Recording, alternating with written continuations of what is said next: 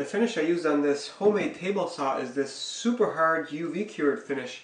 And the guys that sell this stuff came to me and they wanted to demonstrate it, so I shot some video of it. The video is a bit disorganized, which is why I'm posting this video only on my secondary channel. Holy shit! Yeah. That is bright. Yep. No, that's wow, that's great. What's your distance that you did that at? It was about 2 inches on that. It was about. That's their. Is that their unit? It's about 2. Yeah, 2,500. Yeah, I know the unit. It's about. That is cured. Yeah. That is really cured. And that I expect you'd get something like that. I just don't know what the spectrum is of that light, but maybe they've gone broadband on that one. So the cool thing Fuse has got is just a mercury bulb. Only costs $50, but it's much slower at curing the finish. I feel like when I'm looking at it, I actually see it stopping. I see it. No, you don't see it stopping. I kid you not. I see when you I see when it kind of molecules tightening. Not the molecules. You have but very good eyes. I'm not kidding. I'm really like, yeah, that's. What is it that you're?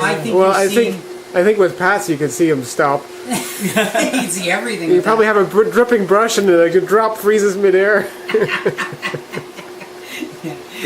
One thing that was a bit bad though is that I went to a shop to shoot this, to spray a base with that, and all the overfume for the testing and all that stuff went into the vent, into the filter, and the filter stayed uncured.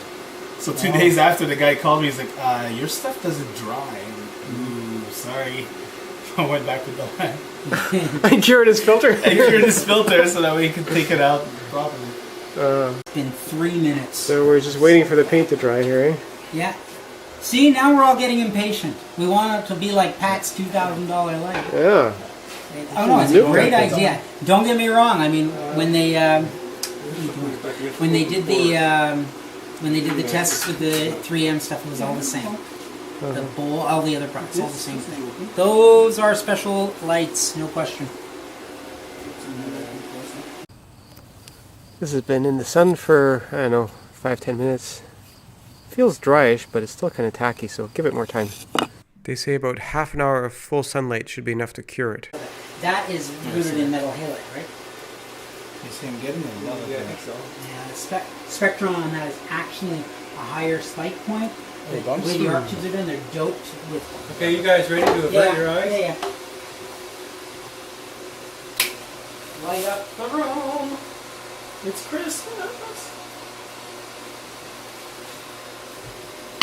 I didn't know UV was green. It shows the way your camera sees it. Yeah. That's the way your camera sees it. Done? Yeah. And then if you have like so that's cured.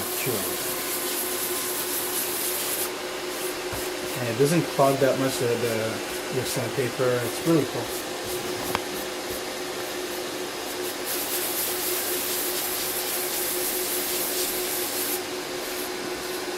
See how like the surface is not level.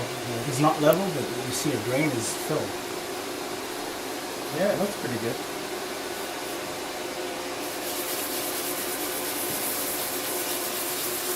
I'm just allowed to have spent the 12 minutes without moving it. Oh, yeah. And it's really true, and it really is an issue of everything from the distance. At 6 inches is one thing, up to 9 can prove to be better. You get a larger diameter. Yeah, I think the focus point on here is just a little bit too tight right now. Yeah. Like maybe move that lamp all the way to the top of it, the post. Now, what I'm used to seeing is probably something more around that.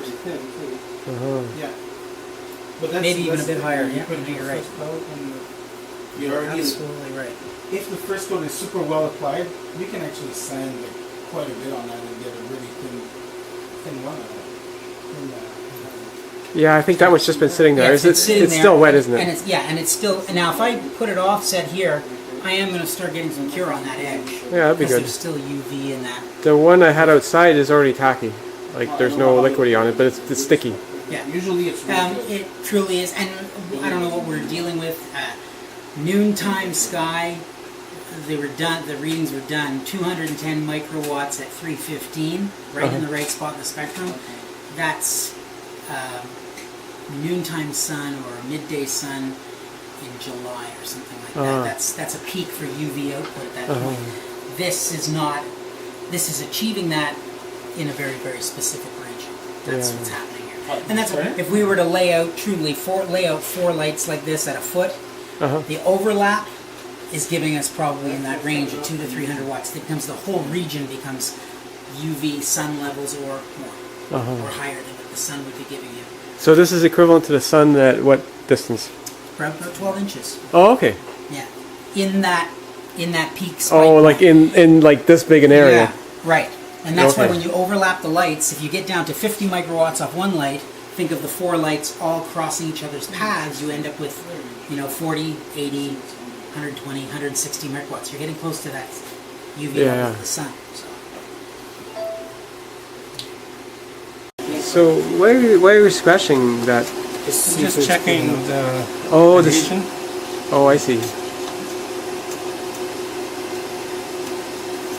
You guys are crazy. I don't know anybody that tries to destroy the stuff they build. Oh, you have to be able to. I know. So that doesn't look like it's stuck very well. No, like I've Or maybe that didn't cure all I'm the way aware of through. a few different products like this, and almost everybody sells a sealer or a sealer binder. yeah. So I'd be tempted to try it with Put your sealer on. put some of my sealer on, then try it on top of that. Do you think it could also be that it wasn't cured all the way through by any chance? No, it seems cured enough. But this is, I mean, my stuff would do the same thing. If I didn't use a sealer, Oh, okay. this will do the same thing. So this mahogany is just hard to stick to? Or any wood? Different woods are different. This isn't the worst. I mean, there's oilier. Yeah. Do this, avert your eye. Yeah. Everybody ready? Yep. Ready? Oh, boy.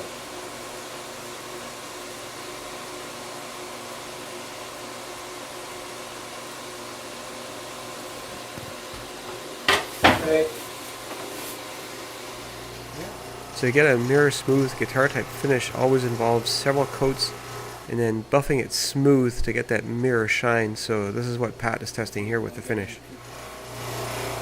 Motor running free. Oh yeah. Oh, that one's only 1/3 horsepower and half the speed.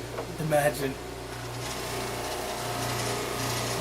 You know, a lot of people have asked me about building air raid sirens, plans for that, and I'm like, the hell, I'm not going to help you with that, because it's like, In white, we don't know where it was, and it's impossible. I don't use any white-based finishes or grain fillers or anything. I just use the transparent epoxy. so this whole session really didn't go as planned. It's a hard finish, but the adhesion is really a problem, and it really needs a primer. The primer that comes with Pat's system did help it quite a lot, but without a primer like that, you could just get under it with a chisel and peel it off. The initial plan had been to compare this finish, how it performs to other finishes, but we completely got stuck on the adhesion problem. And really, they need to sell that finish with a primer that makes it stick better. So they later sent me a can of primer to go with that finish, and I used that on my table saw top for the homemade table saw, and that worked out pretty good. I think I'll use that for future homemade machines as well, though the finish is not as convenient to apply as just a plain old regular finish. The main disadvantage is that it's quite smelly, so you really need a well ventilated area or outside, and that you need to UV cure it, and the sunlight works best for that.